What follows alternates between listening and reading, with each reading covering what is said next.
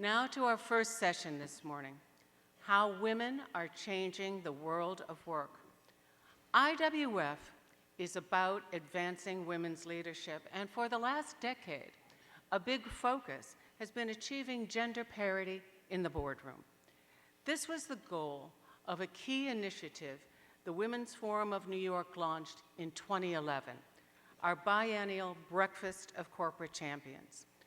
Our goal was simple: to keep the focus of the game changers, CEOs, board chairs, nom-gov chairs, and lead directors on why gender parity in the boardroom is a strategic business imperative and how to make it happen. We did this by honoring all S&P 500 and Fortune 1000 companies that exceeded the national average of women on boards and engaging the most inspirational and influential CEOs as gender balance advocates. I'm going to show you a little background clip of this in a moment, but before I do, I want to adjust your vision because you're going to see what we're now calling the old logo in this clip. And as part of our 50th anniversary, I'd like to show you the new Women's Forum logo of New York, executed by Pam Craig and her board last year.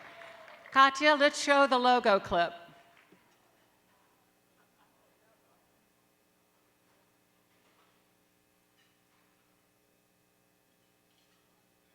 Okay, so this is what you're going to see on everything going forward. Now let's show a video to introduce you to the Breakfast of Corporate Champions.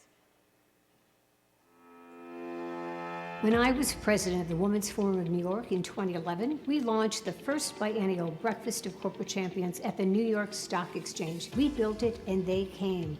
300 CEOs, directors, executives, and thought leaders to honor those S&P 500 and Fortune 1000 companies with 20% or more women on their boards. This event really does recognize and celebrate how change happens. It happens when you convene company and board decision makers to talk about how to get to gender parity.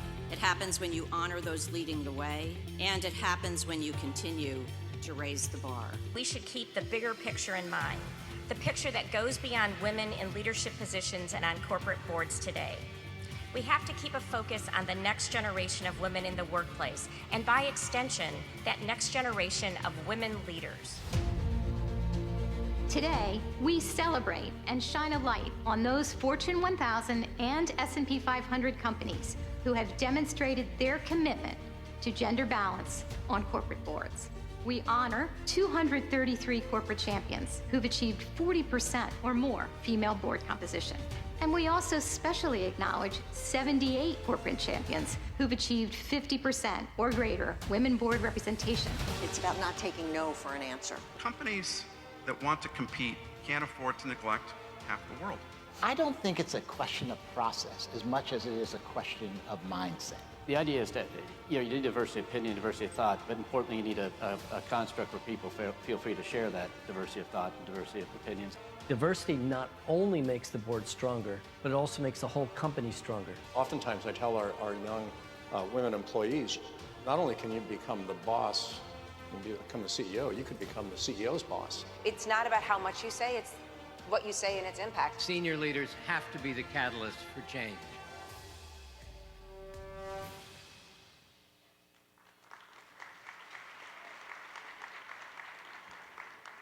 When we started in 2011, the percentage of women on boards in S&P 500 was 16%.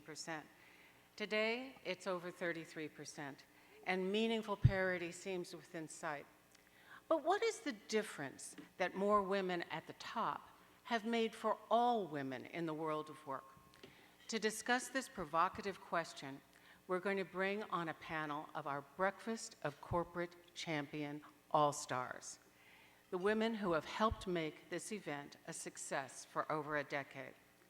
Our first speaker is a Wall Street veteran with over 35 years of experience as a senior client advisor at Morgan Stanley. In 2013, she was appointed by President Obama to chair the National Women's Business Council. She's currently on the board of Cummins, Walmart, and MetLife. She's an author, a speaker, a podcaster, and a gospel recording artist with 5 sold-out concerts at Carnegie Hall. Please welcome CARLA Harris.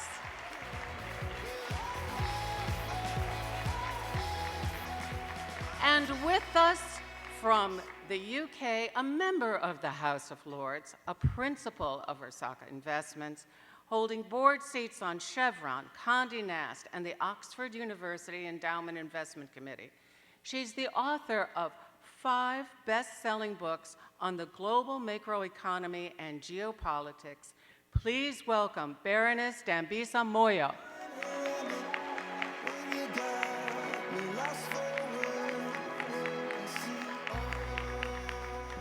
Our third panelist was chairman and CEO of Lucent Technologies, spent her career in the computing and communications technology industries, and she serves on the boards of General Motors, KKR, and Merck.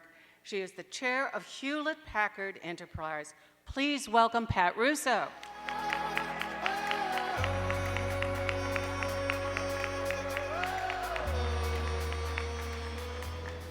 Our final panelist is a true champion of the Breakfast of Corporate Champions, former CEO and executive chairman of Frontier Communications.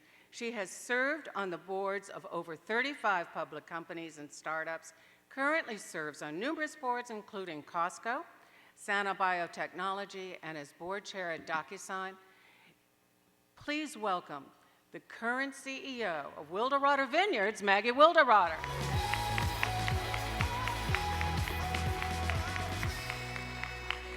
And to moderate this panel, the ultimate champion of our Breakfast of Corporate Champions, a past president of the Women's Forum of New York, CEO of the Ellig Group, Janice Ellig. Welcome to Women Changing the World of Work.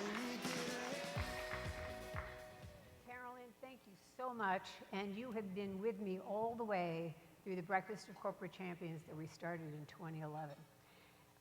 Before we begin, because I've got a powerful group of women here that are going to talk about a lot of things, give you great insights, their experience is incredible. But before we begin, I want you to make sure that you submit any questions on the conference app, and we'll respond to as many of them as we possibly can. So open your app, scroll down, open the Q&A section, and select Women Changing the World of Work, and type in your short question. They can get lengthy.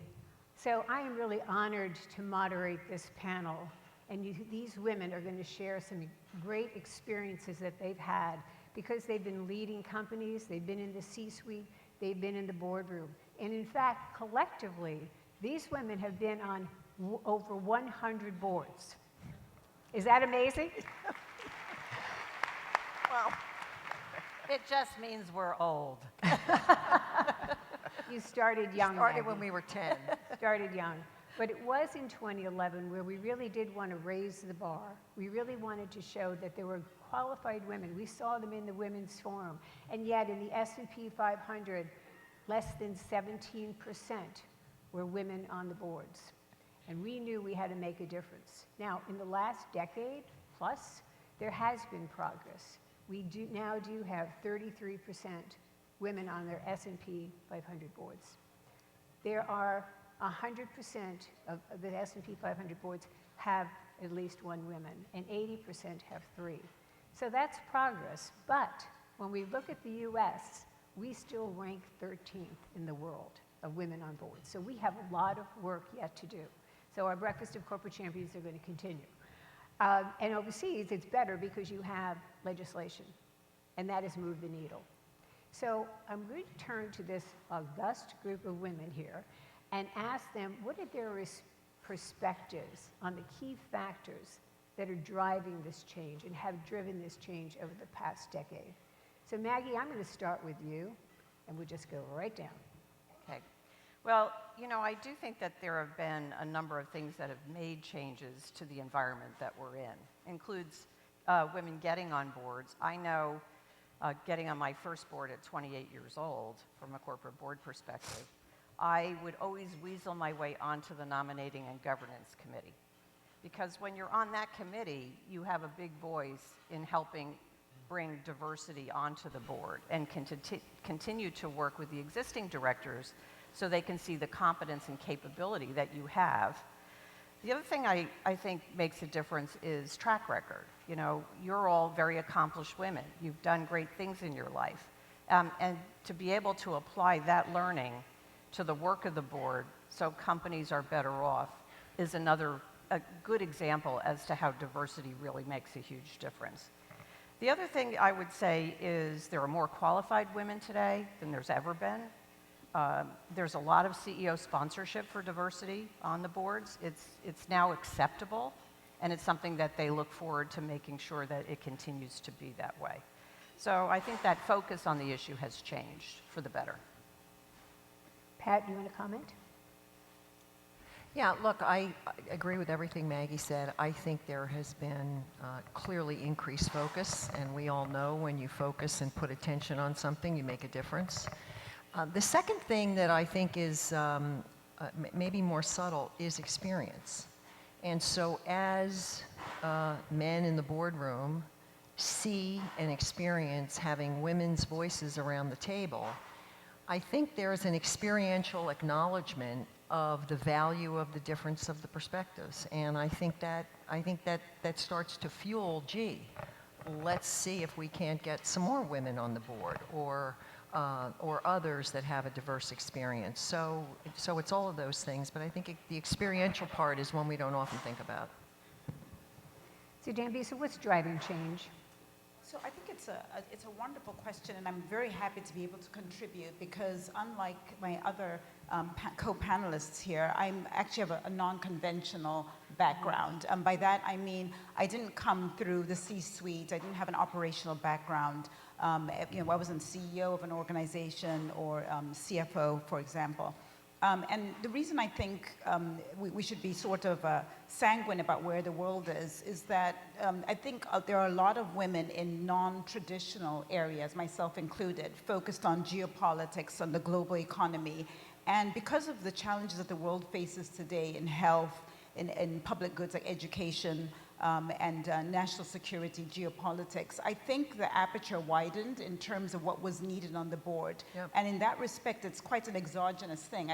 Of course, everything that Pat and Maggie have said is absolutely true. There was a very determined, and you mentioned as well, very determined focus and effort to bring women on boards. But I think also it's a necessity because these institutions are, many American companies have 50% of their revenues coming out from outside of the US, and they needed that talent and experience, and they realized that there were a lot of women who were not being recognized or considered for board seats because they were, as I say, non-conventional. So I think in a way there'll be more opportunities for people who have a broader experiences than traditionally sort of as it was in the past. So do you think the events like overseas, CARLA, also drove some of the changes that are happening over the past decade to open that aperture, to have CEOs and board directors say, hey, we need to go to the unconventional or not the usual suspect for our board? Yes, first let me say, good morning, ladies, and a few brave gentlemen. And thanks, Janice, for having me. I would amen everything that's been said, and I would agree that, some of what we saw going on internationally, I definitely think influenced, the domestic competitors. But I would argue that it's been organizations like this one and efforts like yours that have made a big difference, because I think anytime you're trying to make any difference around diversity at all, whether it's women or people of color, you need three things. You need intentionality, you need accountability, and you need consistency. And you've been doing this for now 13 years, and you put a spotlight on, here are the companies that are doing it well. And as you know, for any type of change within an organization, you either need a carrot or a stick. And you chose the carrot by saying, we're going to honor those who are already doing it right. That was intentional. The accountability is every year doing it and going back to the same well with respect to the awards and pointing out those who were doing it correctly. And the accountability, which is what Maggie was talking about, asking the question if you're on the Nom and Gov committee. And one of the things that I hear all of us talk about and other women who are on board say that they always carry a list of other women in their pocketbook. So when you're sitting in that board meeting and someone says, well, we can't find any, you say, I got 5 for you right here. Right? And that makes a huge difference. So it's been that consistency, that accountability, and that intentionality to make it happen, which is what I think has also contributed to the change. So we should continue the Breakfast of Corporate Absolutely. Champions, Keep your foot right? on the gas, sister. And the nearly 1,000 women in this room, That's the right. power of all of you can make such a difference by continuing to have the pedal to the metal. And we have to be speaking up for each other on this, but really opening that aperture even more. So And Janice, can I just add to Carla's point, which I think is a great one? And what tends to happen is it starts to develop sort of a will of its own. In other words, I remember coming to the Breakfast of Women Champions representing the companies for the boards on which I served, and we were at 20%, then we were at 30%. Look, I'm proud to say 3 of the 4 companies on whose boards I'm on now have 50% women on their boards. And these are big companies, and it happened. You know, it just continued to grow and happen. So there's something about the snowball rolling that that's real. And do you think, well, we have the business case, you know, we have Deloitte, McKinsey, Peterson Institute, Credit Suisse Institute, all show that more women on the boards, better, significantly better financial performance and reputation. Not just incremental, but significantly better. Now, it's not causation. It doesn't mean more women on boards makes the company better, but is it better companies putting more women on the boards? But there is a strong correlation. So I'd like to talk a little bit, and Pat, I'll start with you in terms of you've been in situations with many women in the C-suite and the boardroom. You just said 50% of several of your boards have women. So how does that change the decision making? How does that change the culture of the company? Yeah, look, I think, first of all, and I'm not one to stereotype. It's kind of not how I think about things, but I think generally speaking, there is more deeper engagement, more questions asked about things that affect the environment and the culture. What are we doing with respect to pay equity? What does our talent profile look like? So there are, you know, so that's one, I think, small example. I think any business decision and debate that is informed by different perspectives and experiences results in better decision making. So it's just good for business to have people sitting around the table who don't think alike and who come from and see things differently. The other 2 things I will say about what's the impact is 2 big categories for me. One is talent. I don't know how any company can expect to attract the best talent when they don't reflect the workforce in their C-suite or even on their board. I don't know how anybody can rationally think that they can do that, because in order to attract women or people of color, they need to look up and they need to see themselves. They need to see the opportunity, and they need to see an environment where diversity is valued and respected. So you know, talent is one big dimension. The other is, I don't know how you can expect to compete in the marketplace if you don't have people sitting around the table who represent those who buy your stuff. And that's kind of pretty basic. So two big things, you know, how are you commercializing? What talent do you have that represents diverse viewpoints that affect your talent and that also affect your product and marketing decisions? Carla.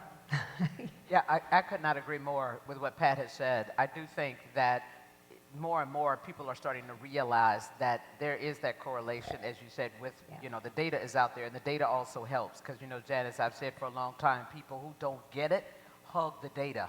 So you need to be able to show them the data. So what McKinsey and Catalyst and others have done have made a difference. But I do think it's that connection, and it's also the accountability that the consumers have had. Because we have seen instances over the last 10 years where, you know, people have said, oh, well, you don't have anybody that looks like me in senior management.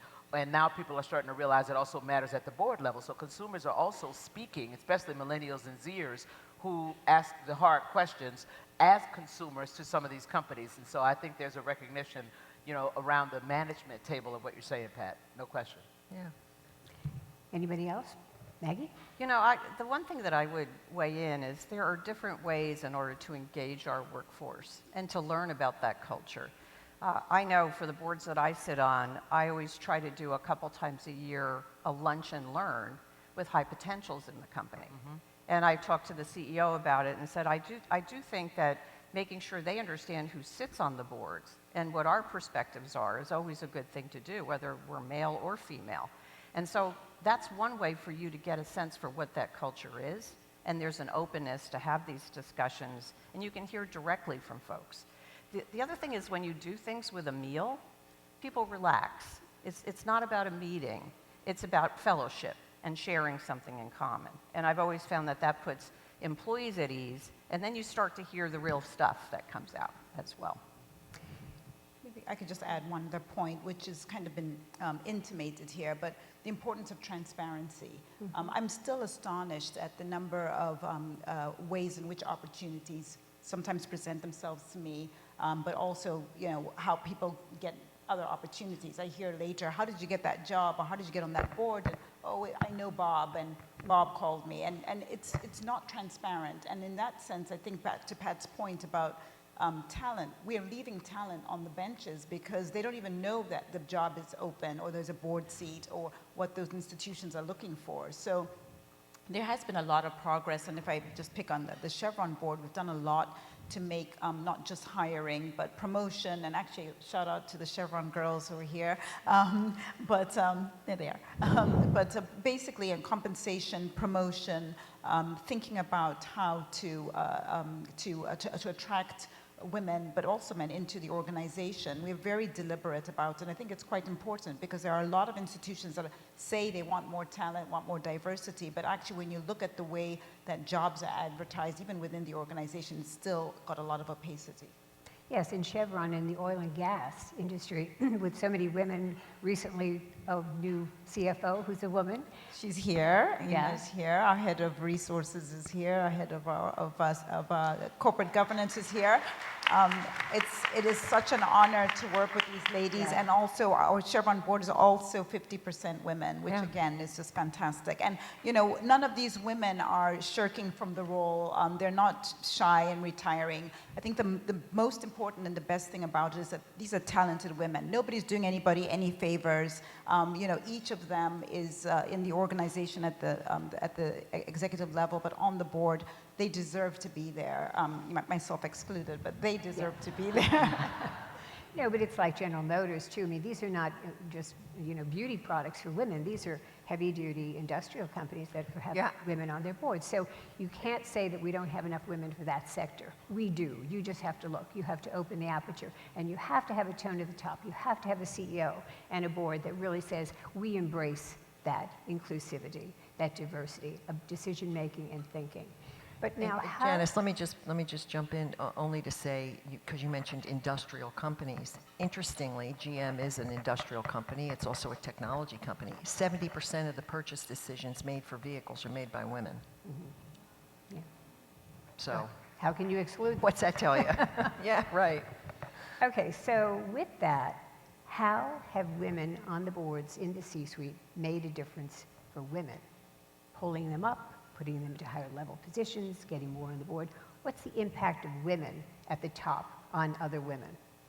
I think it can be a huge impact. I've always believed that, you use one arm to push yourself forward, you're yanking another woman right behind you, because that's what I've always done. When I find high potentials, I want those high potentials to have the opportunity to be seen and to be motivated to continue to do what they do.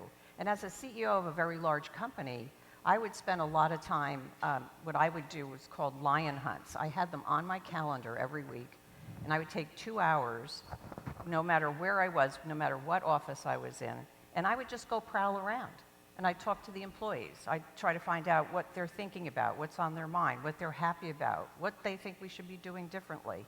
And I would bring that information also back to the board, and for our board to have discussions on what we hear. And then all of a sudden, what happens is management starts doing lion hunts before the board meets, because then they know that we're going to do it.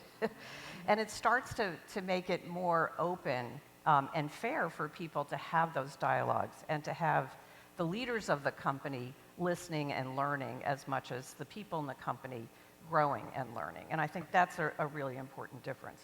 The other thing I would say is when women bring up something in a room, a point, a couple minutes later, sometimes a guy says the same thing, and everybody goes, oh, that was really good, right? That's never happened to anybody in this room before. Yeah.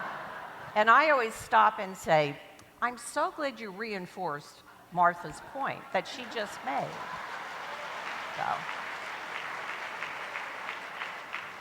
So there are times you just have to speak up and speak out. Carla? Yeah, I think that having women in the boardroom, there's three impacts. Number one, it is a great example for the other women that are in the organization. They feel really good, especially if it's a woman that they believe has a voice and that uses her voice. They feel like they are empowered or they have somebody looking out for them. The second thing is one of the first things that I learned when I went on a board is the power of your voice. And I've always talked about how your voice is powerful, it's the heart of your power, but I really saw it once I got on the board, because if you ask a question in that board meeting, it is responded to like that. It is not going to go into the ether. Somebody's going to follow up. So when you are talking about succession planning for different roles, then you can say, well, what about so-and-so? Or there was no women on that page. What happened? You don't have anybody there? Like, what's going on with development in the company that you haven't developed somebody to be on that page? So I think the power of the question for us as women also makes a difference. And then I think the third thing is just affirming the women leaders that come into the room, right? So when a woman is going to present to the board, I'm making sure that I'm sitting front and center, I'm looking right at her, I'm smiling, I'm shaking my head. When the boys look the other way, I'm like, right? I'm trying to make sure that she knows that she's going in the right direction, because we all need a little affirmation and a little confirmation, right? So, and I make it a point, even after the meeting, to go find her and say, nice job. You know, and if there's something, you know, I don't know about you ladies, but if there's some noise in the system about a woman, obviously when you're in the boardroom, everything is confidential, but there are ways that you can say, you know, tighten it up a little bit. Next time, I heard your voice wavered, you know, speak with confidence, you know what you're doing, or you might want to spend some more time with some of the folks on that end of the room, you know, something like that, to try to give them some feedback, because you can't fix it if you don't know that it's broken. And most of the time for us as women, we don't get the kind of feedback that we need in order to step up into the next level. I can tell you have a voice at the table. True. DAMBISA, did you want to add to that? You know, I'm at the risk of saying something that many people have heard before. You know, I think having women on boards also means that we're able to bring more women on the board. Yeah. And the thing I was going to say that I'm sure people have heard before, but I feel like somebody ought to repeat it, is that there's this sort of rule of three. That if you have one woman on the board, everybody says, ooh, it's the woman on the board. If you have two women on the board, they're sort of obsessed. Are they fighting? Do they like each other? What's going on? And only when you have at least three women on the board do they not really care anymore about, you know, your gender. They care about your content. And I've always, Gillian Tett told me this, and I thought it's actually very clever. And I use that as I think about our own boards and staffing in different organizations I'm involved with. I'm like, actually, yeah, when there are three women, you can talk about capital allocation and succession planning, and actually nobody's like, oh, it's a woman who's spoken. So I quite like that. Yeah.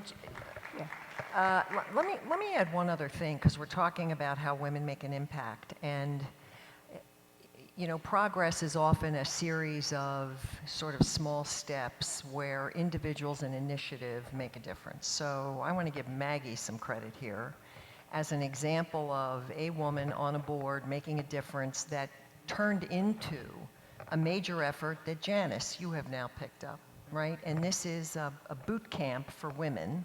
Maggie was on the Hewlett Packard Enterprise Board with me and came up with the idea of taking some of the high potential women we had identified and creating a board boot camp designed to help educate women who had aspirations. What does it mean to be on a board? How do you need to think about preparing for a board? How do you pursue boards? I mean, it was something that she did and led, and we participated at one company, and that is now done in other companies, and that is now a program that Janice Ellig picked up and is actually running. And so there's an example of just an evolution of an initiative that has impacted how many? 700, 800 women? Yeah, I trained over 800 women and minority men on the work of the board, how to intentionally get on a board, and then how to be successful in that first board or any board that they join. And I'm happy to say over 75% of them got on their first board within 12 months of going through that program. So, you know, when you think about how do you make an impact, it's not just what happens in the boardroom and are the discussions better and are we able to coach people like we've all talked about, but there's also initiatives that actually have a life and some longevity that can be very impactful. And I would call up my friends in the Fortune 500 and like Pat and not give them a choice. They'd have to come and speak at these boot camps because it also helps up-and-coming women and men to see that diversity comes in many shapes, sizes, and packages too. You know, Maggie was running this program and then she sold her vineyard, which is where she had the program in Sacramento, California. So she said, Janice, I can't do them anymore. Would you take them on in New York? So we're doing that. But all of these women are the ones who facilitate the program, meaning the expertise of women on boards run this boot camp. And that's what you all have done so much in terms of empowering women and demystifying how do you get on a board, but also how do you work better in a C-suite? How do you know, your executive presence? So I have to commend everybody here in terms of what you've done to really move the needle for women. And so now we did do a survey. We asked our membership to weigh in on this topic, an IWF Pulse survey. We asked you to react to the statement, more women on boards have advanced gender equality at all levels. Has that happened? 38% of you said yes, we lift as we rise. So you're positive about that. 15% of you said no, they leave the agenda behind. And 47% were like neutral. So I think there's still work to be done here, but there is about a third of you saying that we are lifting up women, and I think you see it in the women here. So the differences that women have made at the top in terms of changing policies or changing the approach or opening the aperture, you talked about some of that right now. Is there anything else you would add to differences in terms of women at the top? You know, I do think that having women at the top of companies reinforces the fact that we're not just women at the top of companies, we're seasoned executives that know what we're doing and have track records that deserve to be at the top of companies. And I think that that's what we all want. We want to be recognized for what we do, not just who we are. And who we are comes out in terms of the success we've had at what we do. And it also actually shows up-and-coming talent that you can come from different perspectives, different backgrounds, different capabilities, and you can still make a difference as a leader. And our own styles are what matter. It's not about trying to copy somebody else's style. It's about bringing out the best of who we are to bring out the best of the people that we interact with. And I think that's one of the great things about women in leadership roles is we will be IQ and EQ together when we're with others. But I also think we also look at not just lifting ourselves up, but lifting up other talent within our organizations. And I don't think it's just about other women talent, it's the men talent too. And it's also about getting men and women to work together because that 1 + 1 does equal 3. So Maggie, you and Pat have both been CEOs, and you're on boards, all of you, of women who are CEOs. Do women lead differently? Is there a difference in terms of how women lead versus how men lead? You know, I don't think it's really about gender. I actually think it's just about what our backgrounds are, what we've learned in business, and we'll lead based upon that capability. You know, of course, we're women, or I'm a woman, right? Or there are men in this audience too. You all have your own style because you've all had different experiences in your life. Right. But I think one of the things we can't be fearful of is trying to conform to somebody else's style just based upon who the gender is in charge. And I think challenging great men, women should do that. And I know I've done that. We've all sat on, you know, many boards, and I've been the first woman on a lot of boards. And I want to take that mystery out. I want to help those men leaders be successful in these companies, and I want them to see that women know how to do that, and that they don't necessarily have all the answers. Pat, do you see a difference in terms of how women lead versus men? I tend to agree with Maggie. I don't really think about it that way. In fact, I remember when I was the CEO, I was asked a few times, would you be willing to run a forum on leadership for women?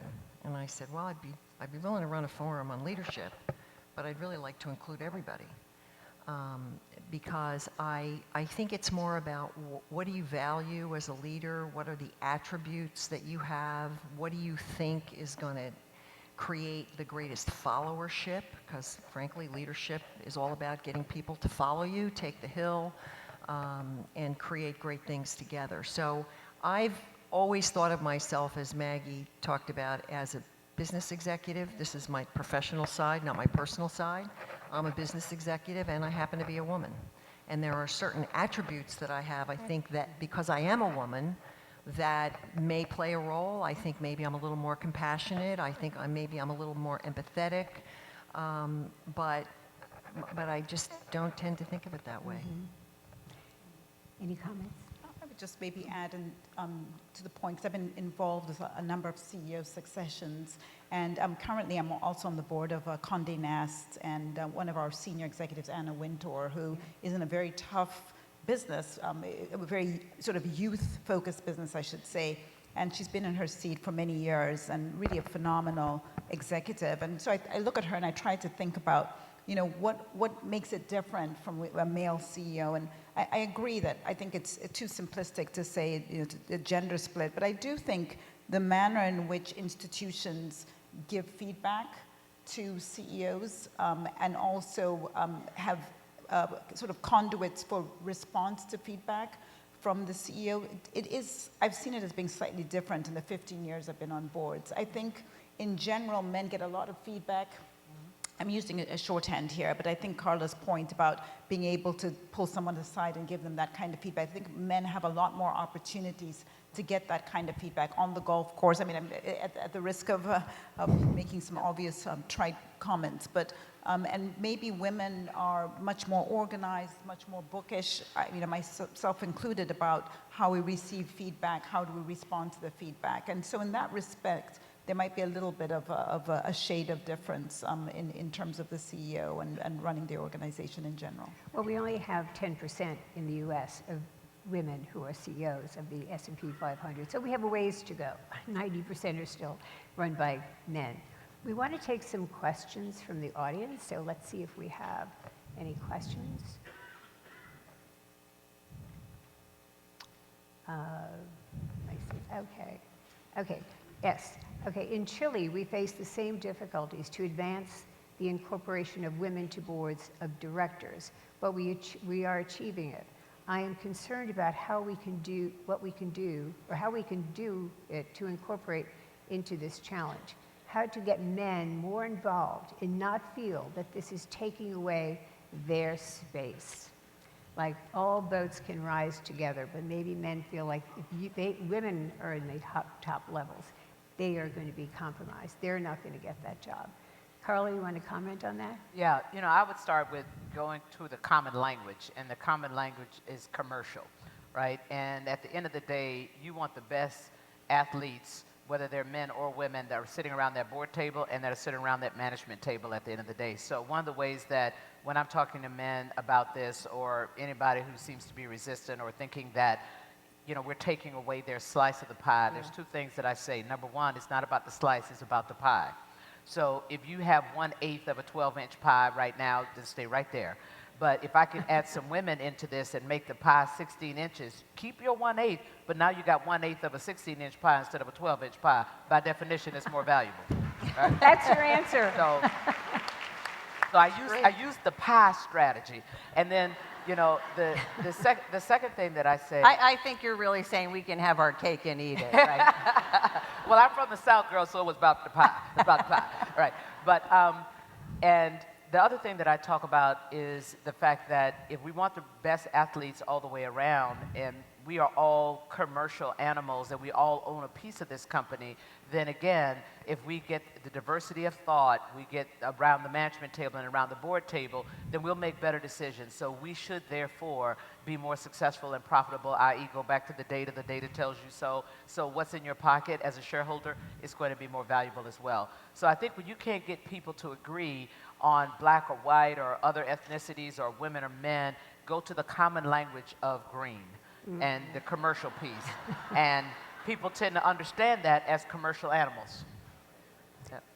I'm going to go on to the next question, unless I don't think anybody can add anything to that, I Carla. think- that was great. I think that Because really, you're talking about instead of focusing on diversity, you're focusing on commonality. You got it.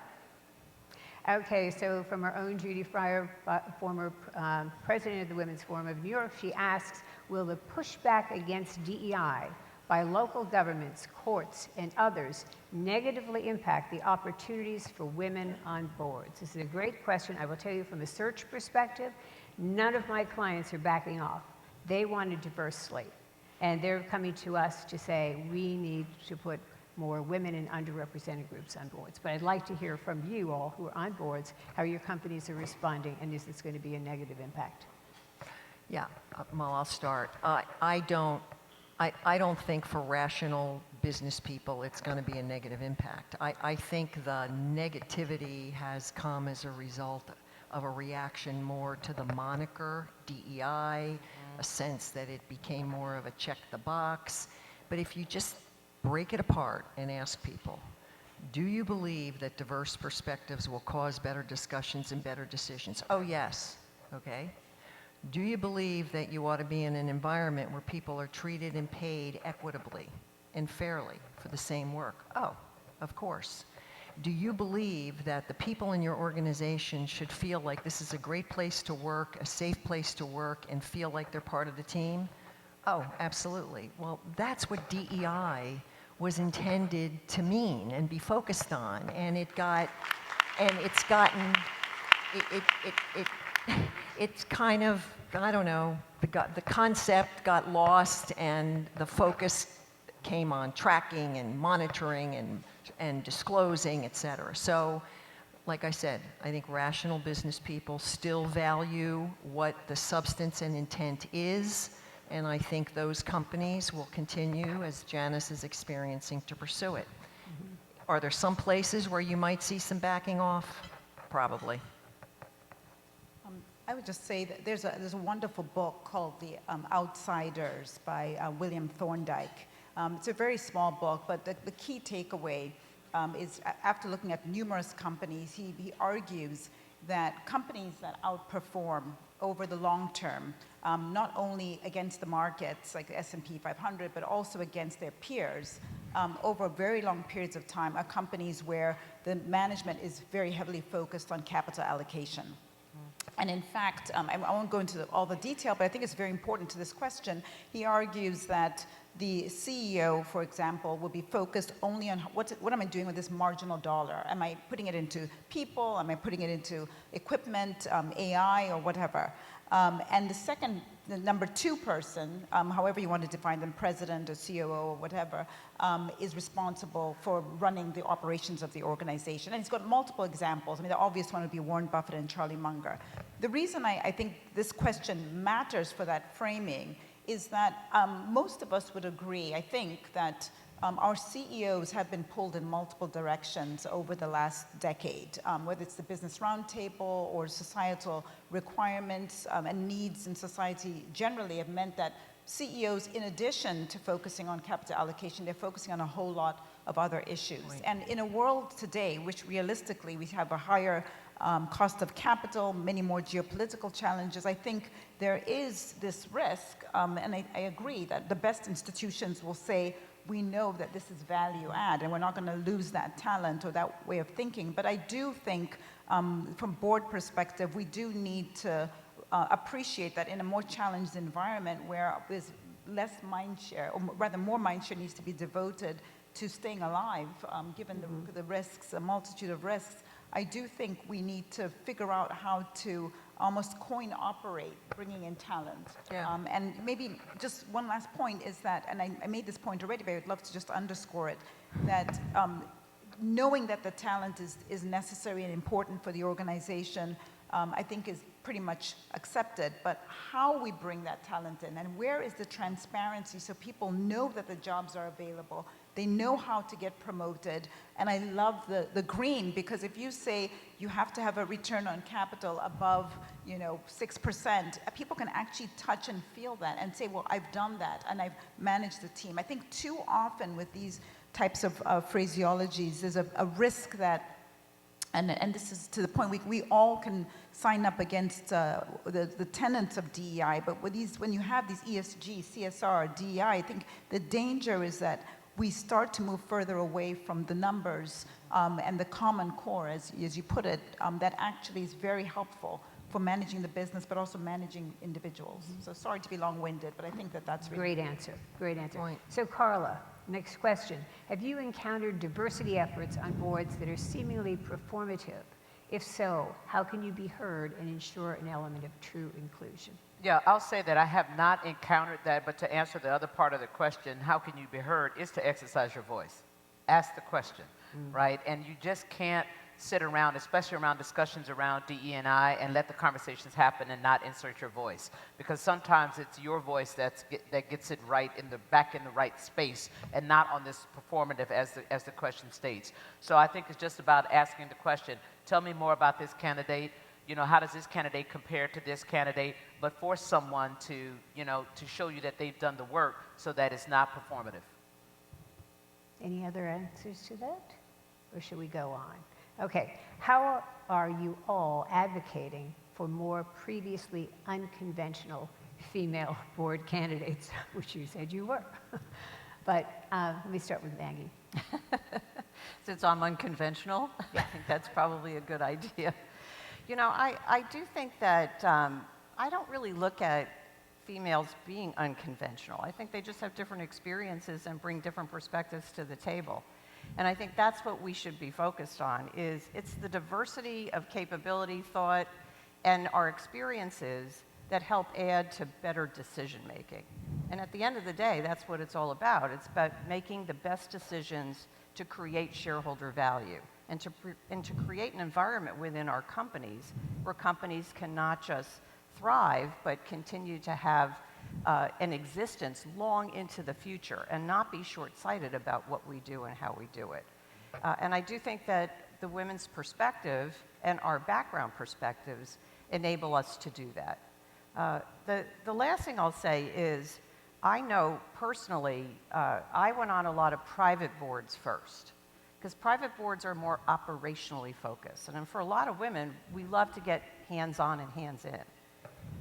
And if you can do that more in the private environment, because the boards are smaller, the companies are at a less progressive stage in their life cycle.